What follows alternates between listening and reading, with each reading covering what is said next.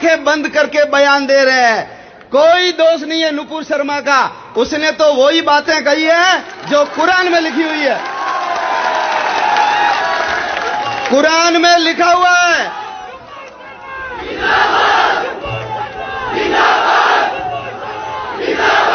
कुरान में लिखा हुआ है कि धरती चौकोर है। बोलो, धरती चपटी है या गोल? और धरती गोल है इसलिए हमको एक विषय पढ़ाते थे, उस विषय का नाम है भूगोल। क्यों? क्योंकि भूमि कैसी है। लेकिन ये इतने कट्टरपंथी है, उपग्रह ने फोटो भेज दिए गोल धरती के, लेकिन उसको मानने के लिए वो तैयार नहीं है। चलेंगे सीधे, धरती का किनारा आ जाएगा, नीचे गिर जाओगे, ऐसा लिखा हुआ है। उड़ता हुआ घोड़ा नुपुर शर्मा ने अपने मन से नहीं कहा। आयशा का विवाह 6 साल में हुआ और 9 साल में उससे शारीरिक संबंध बनाए गए। ये मैं नहीं कह रहा हूं, ये कुरान में लिखा हुआ है। और इनका जो मामा है,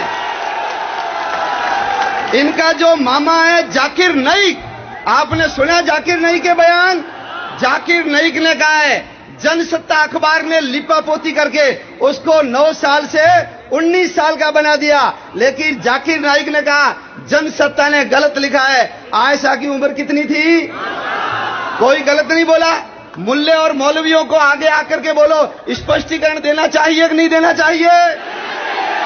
लेकिन जाकिर नाइक बोलेगा तो कोई विरोध नहीं करेगा, और हमारा कोई व्यक्ति बोलेगा तो सारा आसमान सिर के ऊपर उठा लेंगे।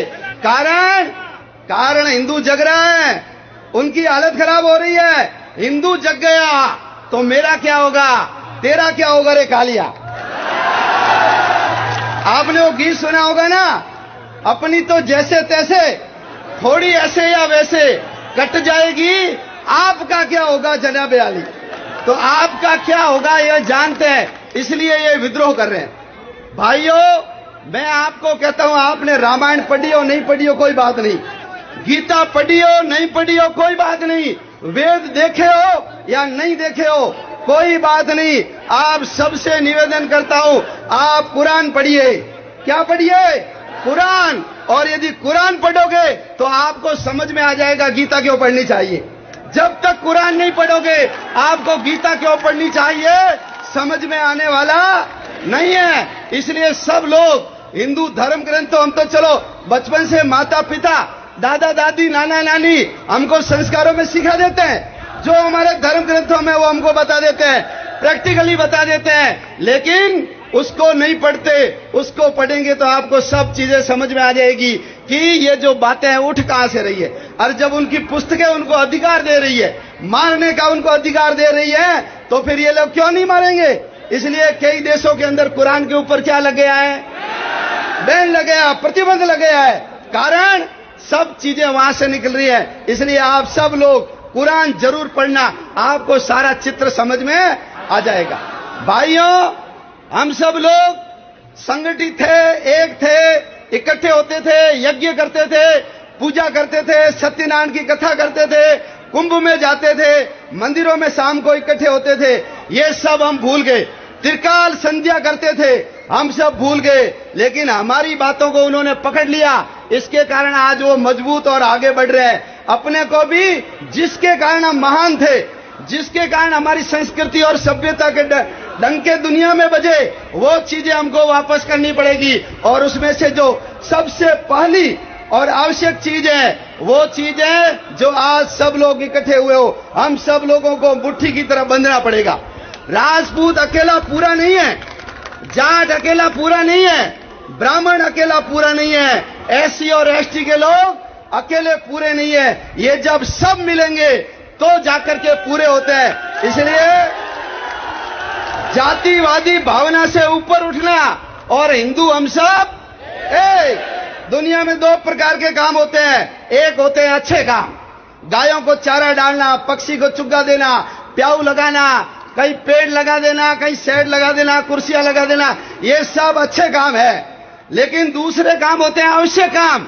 हिंदू इस बात को नहीं समझता, मुसलमान इस बात को समझता है। इसलिए मैं आपको एक बात पूछता हूं, आप में से कोई भी मेरे को मुसलमान के बनाई हुई प्याऊ दिखा सकता है क्या? मुसलमान का बनाया हुआ पक्षी चुगाकर बना सकता है क्या कोई? बता सकता है क्या कोई? मुसलमान कभी पेड़ लगाता है क्या? कभी लंगर चलाता है क्या? गौशाला या धर्मशाला हॉस्पिटल बनाता है क्या?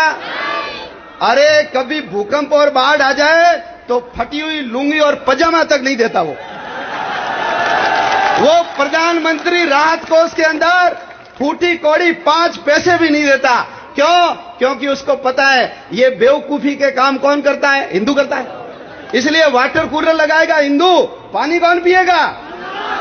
हाँ, आप कहीं वाटर कूलर नहीं बता सकते जिसपे लिखा हो कि इसका निर्माण या इसकी स्थापना अल्लाह बख्श लो खुदा बख्शने की, कहीं नहीं देख सकते। सब हिंदुओं के नाम आते हैं।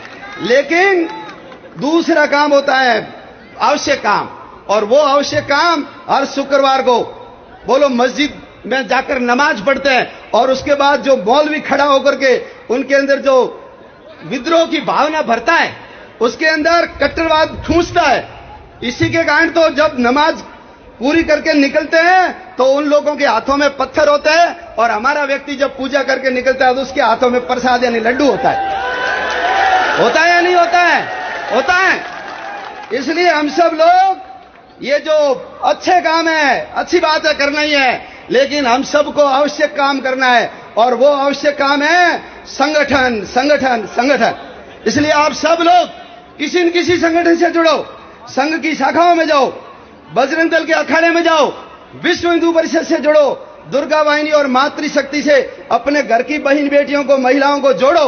और नहीं जोड़ा तो आने वाले समय में हमारा भविष्य अंधकार में, हमारी बहन बेटी सुरक्षित नहीं रहेगी, गौ माता सुरक्षित नहीं रहेगी, मंदिर सुरक्षित नहीं रहेंगे, ये महाराज सुरक्षित नहीं रहेंगे। और जब हम ही नहीं रहेंगे तो बोलो देश बचेगा क्या? देश कंकड़ पत्थर से नहीं बनता है, देश बनता है समाज से, और उस समाज के अंदर एक उसको जिंदा रखने वाली चीज होती है, वो है संस्कृति। इसलिए हम सब लोगों को हिंदू संस्कृति को जिंदा रखना है, और इस जिंदा रखने का काम कौन करता है? ये संघ और संघ से जुड़े हुए संगठन करते हैं। इसलिए आप सब लोग इसमें जुड़िए। क्यों? क्योंकि ये महत्वपूर्ण काम कर रहे हैं, इंपॉर्टेंट काम और इमरजेंसी काम। इमरजेंसी काम है संगठन का, वो ये संगठन कर रहा है। आप सब जुड़िए। सद्गुण विकृति, हम घर में देवताओं के फोटो लगाते हैं, सबके हाथ में हथियार हैं, लेकिन बोलो हमारे घर में हथियार मिलेगा क्या? यदि कन्हैया जी के आसपास की दुकानों के अंदर, सबके अंदर यदि लठ होता, यदि फावड़े का डंडा होता, छोटा मोटा लोहे का सरिया होता, तो बोलो वो दोनों अपराधी वहां से जिंदे जा सकते थे क्या? नहीं जा सकते थे। तुम भवानी का फोटो लगाओ, अष्टभुजाधारी 8 हाथ है, लेकिन घर के अंदर तो सब्जी काटने का अच्छा चाकू भी नहीं है, तो भवानी आकर के तुम्हारे जैसे लोगों की मदद और रक्षा नहीं करेगी। आपको हथियार उठाना पड़ेगा। कानून की मर्यादा में जो है वो घर में रखो, और जब हथियार हाथ में आता है आपकी ताकत 100 गुना बढ़ जाती है। इसलिए देवताओं को पूजो मत, उन्होंने जो किया है, उनका जो रूप है, उनके जो हाथ में, वो सब चीजें हमारे हाथ में होनी चाहिए। अपने घर के ऊपर भगवा ध्वज होना चाहिए, सब लोगों को लगे उस संगठन से जुड़ा हुआ है। और कल अजमेर के अंदर मुसलमानों ने मीटिंग करके तय किया है कि कोई हिंदू समाज से कोई चीज नहीं खरीदेगा। तो हम तय नहीं कर सकते कि हम जो चीज खरीदेंगे हिंदू से खरीदेंगे।